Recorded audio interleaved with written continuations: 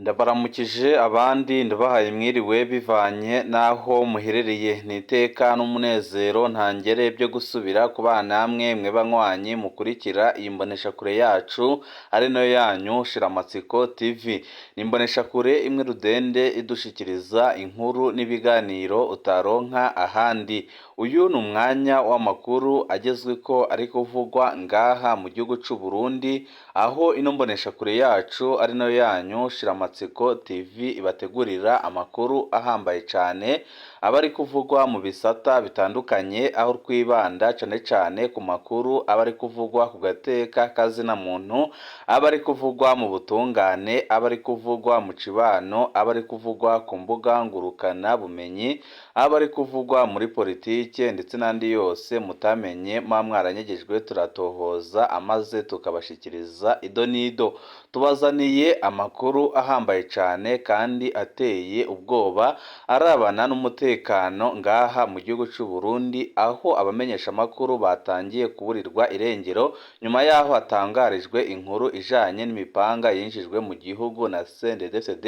Iyo mipanga ikaba iriko irahabwa imbonerakure mu gihugu cose, aho bababwira ko icyo bazayimaza bazakibabwira nyuma, ariko bakababwira ko ari imipanga yo kurwanya umwanzi kandi akaba atawundi uretse utavuga rumwe n'ubutegetsi bwa CNDD-FDD. Abanyamakuru batari bake bakaba baratanguye kugaragaza ibyo mipanga kandi bakavuga ko iteye amakenga, none leta ya CNDD-FDD iri gukora ibishoboka byose ikabanyuruza abandi ikabagandagura. Akaba ari ibintu biteye ubwoba kandi babaje biriko biraba nga mu gihugu c'u Burundi, aho biboneka neza ko iyi mipanga yazanywe mu gihugu na CNDD-FDD yabigiye gukora ibara ku buryo bukomeye cyane, aho amakuru adushikira adahumuriza yerekana ko mu gihugu c'u Burundi abategetsi bakomoka muri CNDD-FDD muri kino gihe bimirije amatora bariko barategura akantu gakomeye cyane, kandi ibyo bagiye gukora bikaba bizasiga bisambuye igihugu c'u Burundi, bikaba ari ibigiye kwibasira abatavuga rumwe n'ubutegetsi biganjemo abayoboka umushingamateka Agathon Rwasa. Akaba ariyo makuru dufise kandi akaba ari nacyo kiri gutuma abamenyesha amakuru batandukanye bariko barafatwa bakaburwa irengero. Ibyerekana neza ko mu butegetsi bw'igihugu c'u Burundi harimwo icuka kibi cyane, kandi byerekana neza ko byanze bikunze Perezida Evariste Ndayishimiye yabagiye gutura igihugu mu manga ku buryo bukomeye cyane. Turaza kubigaruka ko mu idonido ry'amakuru, aho tuza kubabwira umenyesha amakuru wanyurujwe ndetse n'icyo yazize, aho mu byo yazize harimwo inkuru yakoze ijanye n'imipanga iri guhabwa imbonerakure zitandukanye ngaha mu gihugu c'u Burundi, kandi bakabwira ko iri yo kurwanya umwanzi.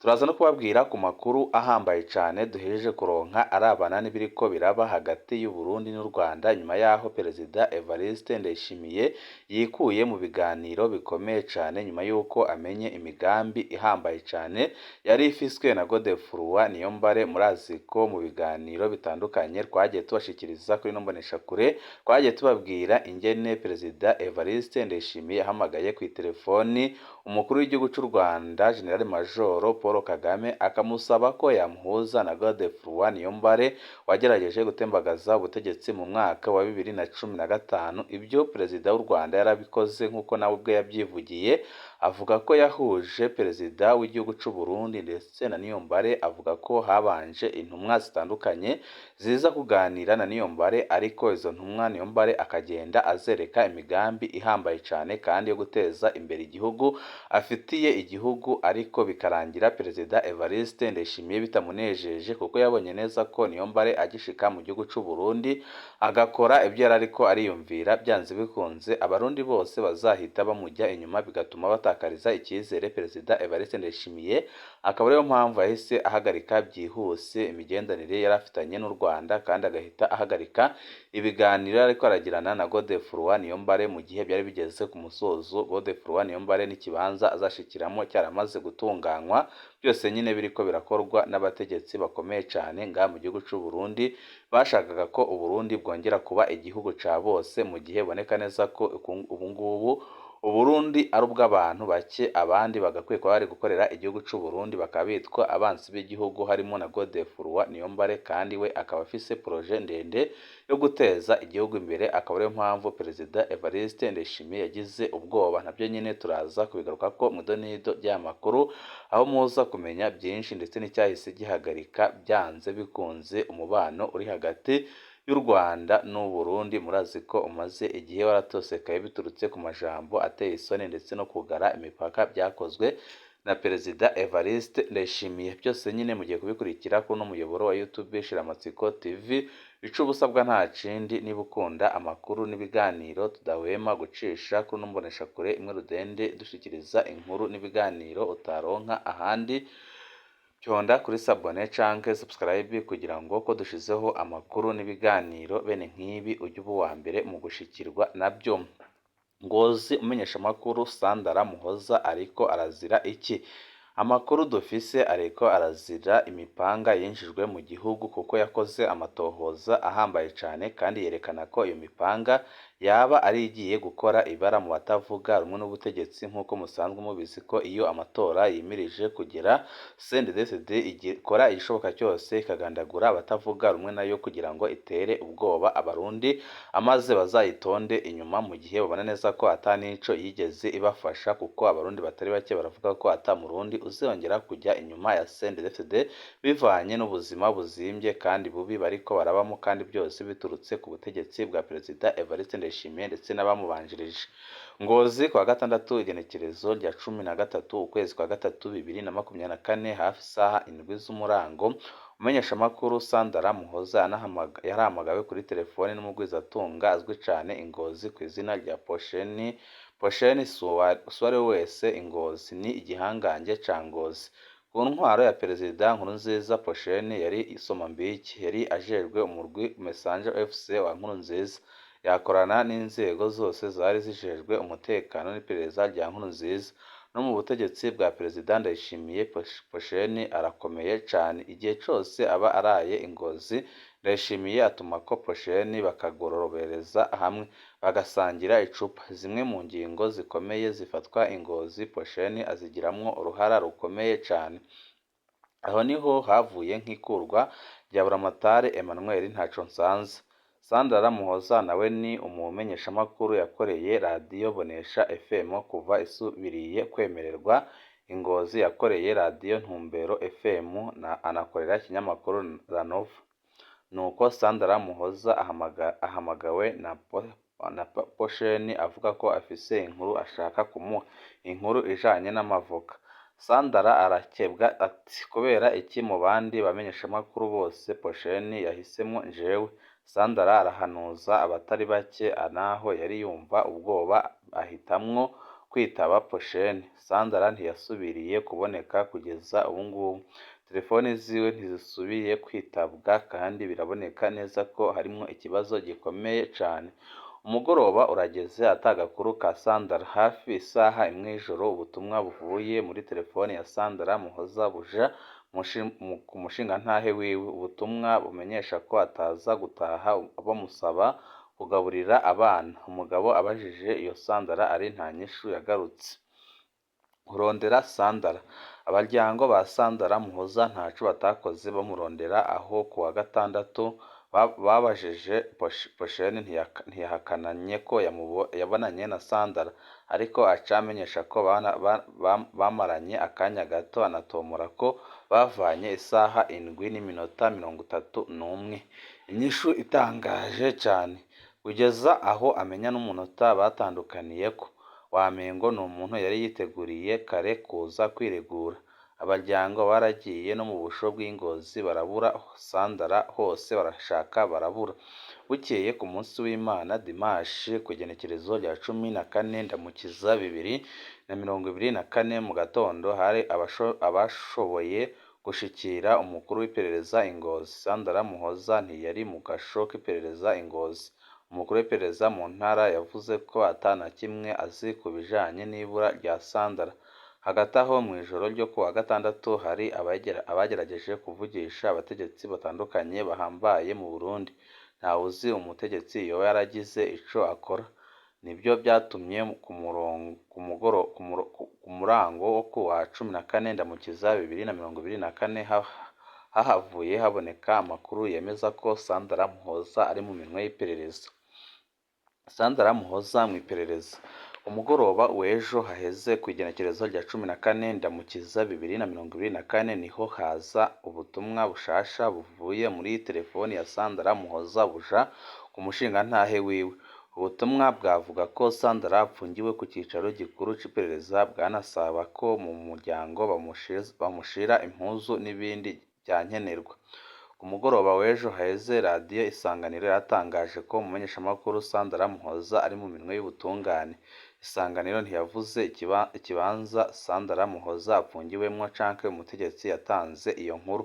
Kugeza ubu abaryango ba Sandra Muhoza ntibarabona uwabo aho apfungiwe, ntibazi ico yagirizwa, ariko icizere kiriko ko nuko yaba akiri muzima, ariko andi makuru akaba adahumuriza kuri we. Sandra Muhoza azira iki? Ibyashikiye Sandra Muhoza ntibisanzwe ko umuntu afatwa n'iperereza akajanwa ku cicaro gikuru i Bujumbura, uwutwara iperereza mu ntara atabizi. Iyo hatanzwe amakuru nk'ayo biba bisigura ko utwara iperereza mu ntara aba atazi neza ko wafashwe azosubira kuboneka. Inyishu ya Posheni nayo nyine yasigura byinshi. Womengo bano bantu bose bari bazi ko Sandra yajanywe ahantu atazosubira kuboneka. None uyu mumenyeshamakuru ariko azira iki koko? Hari abavuga ko ifatwa ryiwe rifise ico rifana n'inkuru ivugwa y'imipanga yoba iherutse kwinjizwa mu gihugu. Haracari kare kugira tumenye by'ukuri ico Sandra yagirizwa. Ico dusaba nuko Sandra Muhoza yojanwa kare mu butungane akisigura ku byo ariko aragirizwa mu kinyegero. Imana imurinde cane aho ari hose. Imana ihezagire wese yakoze kugira Sandra Muhoza ntiyicwe, ariko biraboneka neza ko bari gushaka kumugandagura kuko yarashize ibintu hanze, kandi biraboneka neza ko ico ariko arazira ari ukuzira inkuru y'imipanga. Murazi ko mu gihugu c'u Burundi hinjijwemo imipanga itari mike. Iyo mipanga rero imbonerakure zikaba zarabwiwe ko ari iyo kurwanya umwansi. Umwansi rero uri mu gihugu c'u Burundi nta wundi uretse utavuga rumwe n'ubutegetsi bwa CNDD-FDD. Murazi n'ibyo ejo Eklezia Katolike yavuze, aho yavuze ko CNDD-FDD ishaka kugarura intwaro y'umugambwe umwe, kandi ikavuga ko ibiriko birabera mu gihugu c'u Burundi biteye isoni, aho Eklezia Katolike abepiskopi bagaragaje ko byanze bikunze ibara rishobora kugwa mu gihugu c'u Burundi umwanya n'umwanya, bivanye n'uko abategetsi bariko barigenza, aho Eklezia Katolike yerekanye ko ata kibanza na kimwe ngaha mu gihugu c'u Burundi kigitunganiriza abarundi, ahubwo ko ibisata nka byose bigoyagoya, kandi ko nk'igisata c'ubutungane gisigaye gikora mu nyungu z'abategetsi bo ku rwego rwo hejuru, guhera kuri Perezida Evariste Ndayishimiye kugeza ku mutegetsi mutoya.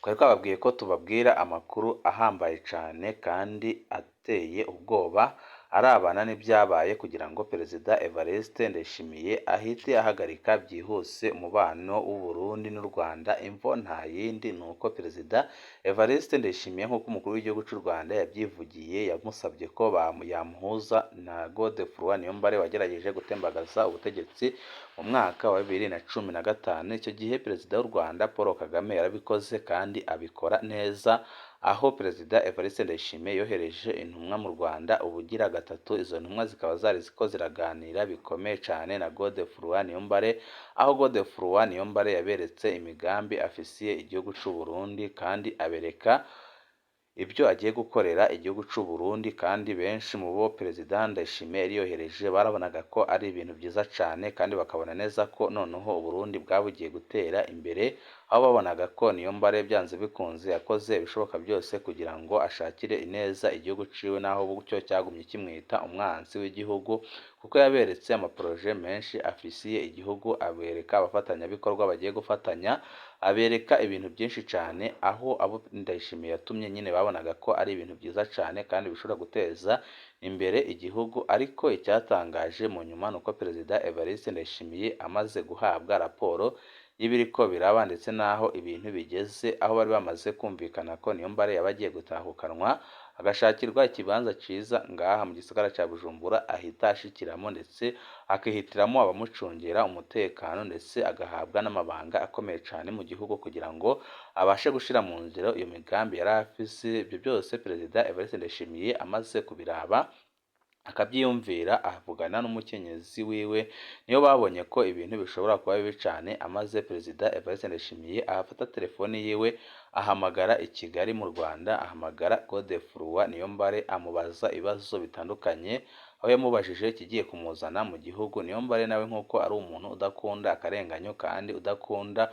kurya umunwa, ahita amusigurira neza uko ibintu yabipanze ndetse n'icyo agiye kumarira abarundi, aho yamweretse amaporoje atari make yateza imbere igihugu. Ariko Perezida Evariste Ndayishimiye nawe mu kumusubiza amusubiza ko rwose agarutse mu gihugu cy'u Burundi agakora ibyo ariko aravuga ariwe abarundi basigara babyina bikarangira bamutembagaje ku butegetsi, amaze akaba ariwe bashiraho. Ibyatumye nyine ahita agira ubwoba, ahita ahagarika burundu umubano w'u Burundi n'u Rwanda, kandi ahita avuga ko Godefroid Niyombare mu rwego rwo kumwambika ibara no kumusiga icyasha, ahita avuga ko akorana na Lady Tabara, aho yahise yemeza ko ariwe uyirongoye. Byose nyine akaba yarabikoze mu kugira ngo acafuze izina rya Godefroid Niyombare, amaze abarundi bamwanke, mu gihe Godefroid Niyombare we ari generali uhambaye cyane kandi wari uriko utegurira ibintu byiza abarundi, aho benshi babonaga ko mu bari bagiye muri ibyo biganiro bavugaga ko ibyo Niyombare yavugaga iyo aza akabishyira mu bikorwa, byanze bikunze igihugu cy'u Burundi cyari guhita gitera imbere kandi abarundi bari guhita bava mu bukene bamazemo igihe kinini. Kandi mu byo Niyombare yashakaga harimo guhuza abana b'u Burundi abahunze igihugu guhera mu mwaka wa 2015 gushika n'ubu abari guhunga bose akabagarura mu gihugu, amaze bakaza bakubaka igihugu c'amata n'ubuki, nk'uko abarundi bakunze kuvuga ko igihugu cabo ari ic'amata n'ubuki. Ariko Perezida Evariste Ndayishimiye ndetse n'umugambwe we uri ku butegetsi CNDD bakaba batobera ku rugero rukomeye cane. Amakuru yacu nakagaruka, ibihe byiza nibyo ndabipfurije banywanyi bacu.